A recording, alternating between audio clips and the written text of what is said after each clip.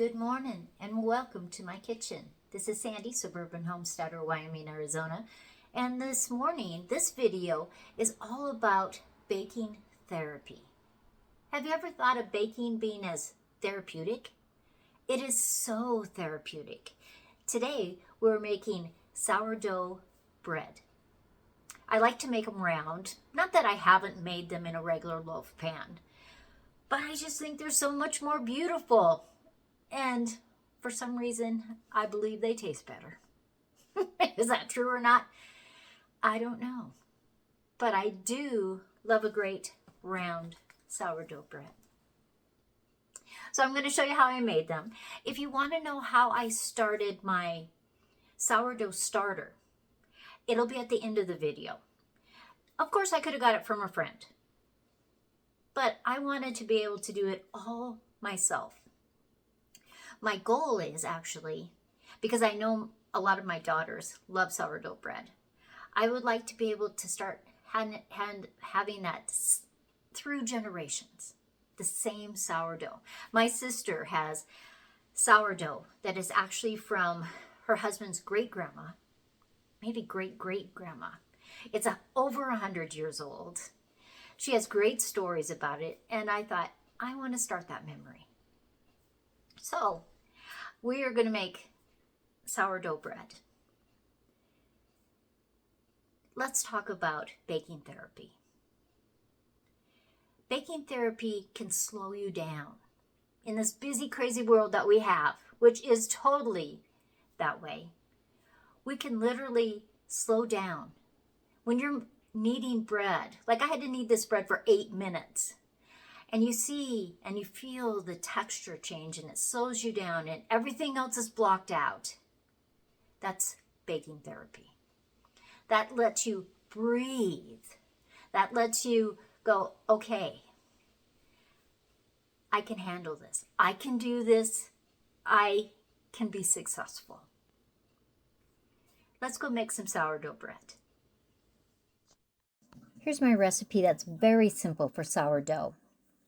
4½ cups of flour, 1 tablespoon of yeast, 1 teaspoon of salt, 1 cup of warm water, about 125 degrees, and 1½ cups of your sourdough starter that I'll show you at the end how to make. So I start with just the 2 of the cups, and I put in the yeast and the salt in there. Now, one of the things that I found is if you don't incorporate that very well into the flour, you have a little bit of trouble later on. So I just make sure that I'm just taking that whisk or a wooden spoon and just really mix that in. Then I'm going to put my water and my sourdough starter, and I'm just going to alternate them. I'll put about half of the water, and then I'm going to put about half of the sourdough starter. See how beautiful and smooth that sourdough starter is? It's just fabulous. And so I'm just going to take my time, because it is baking therapy, and I'm not in a hurry today, am I? No, I'm taking care of myself. And I'm making sourdough bread for Joe and the other loaf for my sister. So I'm just going to keep it. If it gets too tough to incorporate it with the whisk, just take the whisk out and use a wooden spoon or a spatula. Whatever makes it comfortable for you. Now you could use it in a mixer, but I just found it more therapeutic always to do it by hand. So let's put the last of that sourdough and water in there.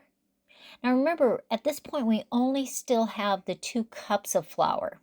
We are going to put 2½ cups of flour more in there, but we're going to get this all mixed up first. Just relax, maybe have some music on in the background or be listening to a book on Audible or something, and just mix it up. Let all the rest of the world just fade away. For this time, we're the only people that exist. Just us and our bread. So that's pretty well incorporated, I think. So I'm just going to add 1 cup at a time. And it's just, if I take the spatula and just spin it around, I'm getting everything off of the side. I'm going to make sure it's all incorporated. And it's just turning beautiful. See how it's getting thicker all the time? Just take your time. Really. Okay, so here's the next cup. So now we have 3 cups in there. And I'm just going to mix that around. When I get that pretty well incorporated, I can actually start mixing it with my hands. That is very therapeutic. Just because you feel the bread itself. So I'm just folding that on top of each other. So there's the next cup of flour. Now, when you're mixing it after you get the 4.5 cups, if it still feels too wet, you can always add another 1/2 cup of flour in there. Every time you make bread, it's always a little bit different. There's more humidity in the house, it's drier, the temperature is a little bit different, and that affects the bread. So don't think that just because my recipe says 4.5, that's all I can put in there. There's that other 1/2 cup in there. Now, right now I'm mixing. This isn't kneading actually yet. When I put it onto the board, that's really when I'm going to knead it. And I'm going to take all of that flour in that bowl because as I knead it, it's going to get incorporated. Now, when you first start kneading your bread, it feels dry. It feels like you're never going to get all that flour in there, but you are. This has to get kneaded for at least 8 minutes.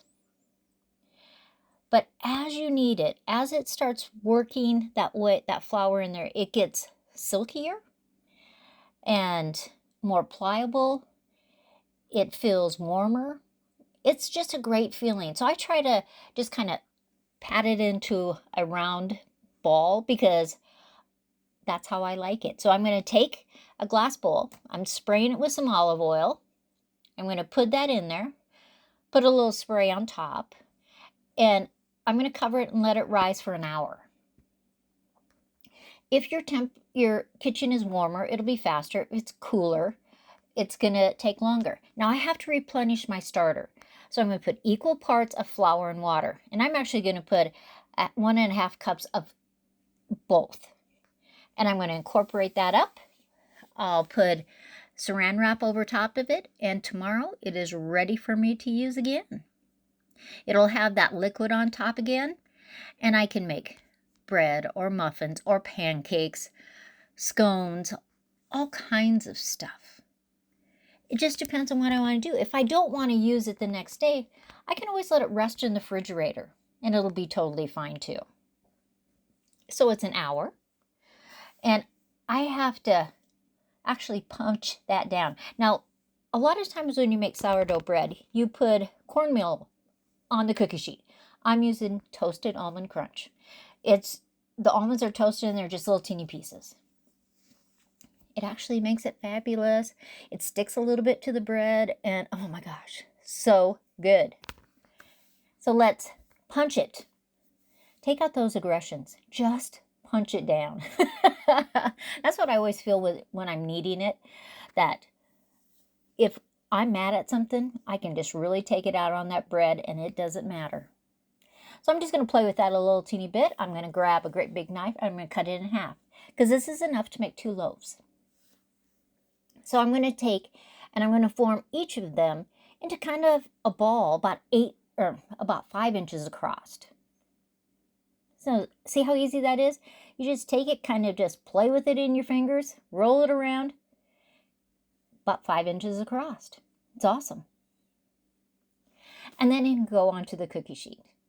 So let's get some of the almond and I'm just going to put it where I'm going to place the bread. I don't have to put it all over my cookie sheet because all it's going to do is toast it more and I just throw it away then. So let's put each of those on there. Now I could cut them right now, but I'm actually going to let them rise and then I'm going to cut them a little bit so it makes designs in it. Now I do have a trick. That's going to sit for about half hour, 45 minutes. I want it to double. So I usually use a razor blade, but do you think I could find my razor blades today? No. They're probably in Arizona. I just couldn't find them. Now, I know I have some here because I have them in both places, but I couldn't find them today, so I'm just using a knife. Just making some score marks so that as it bakes, it comes across and gets bigger in those parts. So they're ready to go in the oven. Now, one of the things I do in the oven is I put a cake pan with about 1 inch of water on the bottom shelf, and it makes the bread crunchy on the outside because that's how I love it. I put a little bit of butter on top, and they're spectacular. One for my sister, one for us. What could be better? I hope you'll watch all the way to the end because I'll show you how to make that sourdough starter. So no matter where you are, it's very simple, very few ingredients. You're using water, flour, yeast, and some salt, and then time. Because it's all about baking therapy. It's all about letting us breathe. My shirt says, listen, breathe, think, respond. How many times we're in such a hurry, something flares up, we react. We don't have to do that. You don't have to do that. Just slow down, breathe. Need some bread this week. Oh, here comes Reagan. Click, click, click, click, click on the wood floor. I will see you next time. Enjoy how to make sourdough starter. Now this is my sourdough recipe. 3½ cups of flour, 1 tablespoon of yeast, and 2 cups of warm water, about 110 degrees. So I'm putting it in actually a square glass pan. And as I'm mixing this up, I'm thinking to myself, I don't think this pan is big enough. When it starts to expand, well, we'll see what it does. So once again, I'm making sure the yeast is very incorporated in with the flour before I start adding the water. Remember, the water is not quite as hot as when you make the dough. It's only about 110 degrees, and I just use a little bit at a time. Now, by the time the water is all in there, I want to mix it up so it's very smooth. And the idea is that once it's mixed up, you're going to put it with either saran wrap or a tight-fitting lid, and you're just going to let it work its magic. There I'm adding the last little bit of water and mixing it up. So obviously my container was not big enough, so it lifted the lid up, so I have to put it in another one. Now I started this September 10th, 2 o'clock. I checked it at September 12th. It was not ready yet. There was no water on top. And that's what I wanted. I want it to smell like a sourdough. I want water on top and it to be bubbly. And here it is on day 14. You can see the water that was on top. Now there may be a little color change, but if it's a lot of color change, you need to start over again. But this is perfect sourdough for me to make my bread or muffins or pancakes or scones or whatever I'm making. I hope you try it.